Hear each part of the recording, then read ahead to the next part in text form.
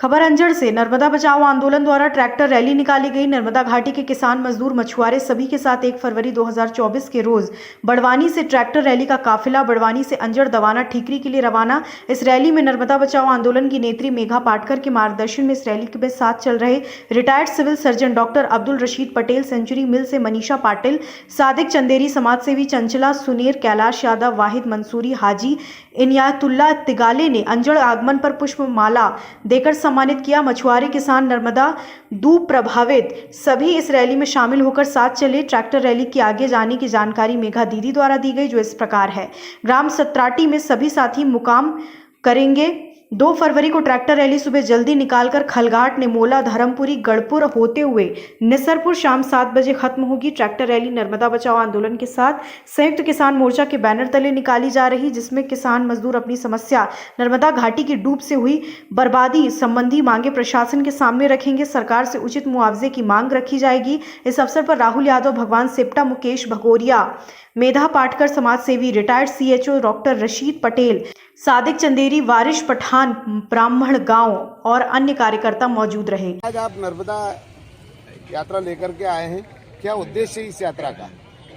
एक प्रकार की परिक्रमा है, लेकिन केवल धर्म के नाम पर नहीं, ये जल जंगल जमीन बचाने वालों की है। जल जंगल जमीन से जुड़े हुए जो किसान, मजदूर, पशुपालक, कुम्हार, मछुआरे सब इसमें शामिल है, क्योंकि किसानों को उपज का दाम चाहिए। मोदी सरकार ने लिखित आश्वासन दिया हमारे संयुक्त किसान मोर्चा को, लेकिन आज तक अमल नहीं किया, उस पर कानून नहीं बना है। फसल बीमा में कॉर्पोरेट की लूट हो रही है।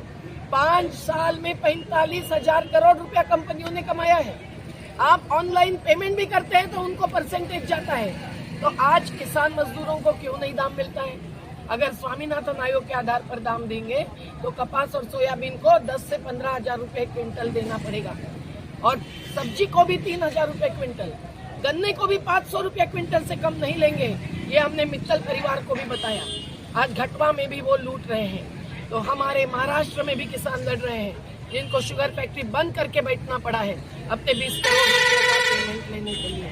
तो आज हर जगह का किसान मजदूर नर्मदा घाटी को देखता है कि इन्होंने 38 साल लड़कर 50,000 परिवारों का पुनर्वास लिया, खेती के बदले खेती ले ली, नई जमीन मिली तो 60 लाख ले लिए, लेकिन आज भी पुनर्वास बाकी है।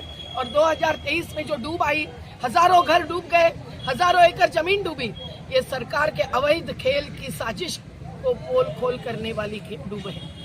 इसीलिए ये डूब आई, क्योंकि इन्होंने बैक वाटर लेवल कम कर दिए।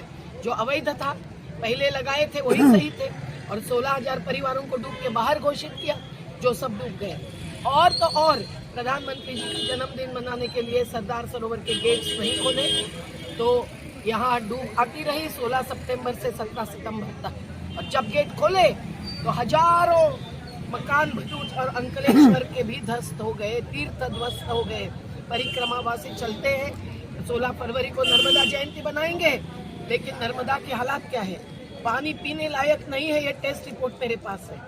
और नर्मदा सूखती है और बाढ़ लाती है, और अवैध रेत खनन पूरा चल रहा है, तो नर्मदा जल चक्र खत्म ही होने वाला है।